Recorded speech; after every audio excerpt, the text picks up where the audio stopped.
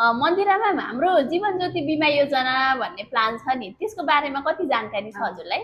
त्यो चाहिँ मलाई अलिअलि थाहा छ होइन, अलि स्पष्ट रूपमा चाहिँ अरूलाई आफू बुझेर अरूलाई बुझाउने गरी चाहिँ थाहा छैन, अलि स्पष्ट पारिदिनु न ल म यसमा। तपाईँलाई एक्सप्लेन गरिदिन्छु है। हाम्रो जीवन ज्योति बिमा योजना कस्तो खालको प्लान हो भन्दाखेरि, जो बाहिर बस्नु भएको छ होइन, हजुर म चाहिँ 4-5 वर्ष 6-7 वर्ष बाहिर बस्ने हो, कमाउने हो, त्यसपछि चाहिँ म आफ्नै देशमा फर्किने हो, लामो समय चाहिँ म अर्काको देशमा बस्ने होइन, तर त्यसपछि नेपाल आइसकेपछि त मैले हजुर किस्ता तिर्न सक्दिनँ कि भन्ने हजुर जस्तो व्यक्तिहरू हुनुहुन्छ नि, हजुर त्यस्तो हजुर व्यक्तिहरूको लागि चाहिँ एकदमै बेस्ट प्लान भनेको जीवन ज्योति बिमा योजना। अब किन त भन्दाखेरि, यो जीवन ज्योति बिमा योजना 5 वर्ष मात्रै, 5वटा किस्ता मात्रै तिर्न सके, त्यस पछाडि 15 वर्षको लागि ढुक्क हुन सक्ने खालको बिमा योजना। यानि कि कस्तो भन्दा, 5वटा किस्ता तिर्ने होइन, अनि 10वटा किस्ता चाहिँ छोडिदिने, तिर्नु हजुर परेन, हजुर रिस्कभर गरिराख्यो होइन, 5वटा किस्ताबाट हामीले टेन्सन मुक्त भएर छोडिदिन सक्यौँ।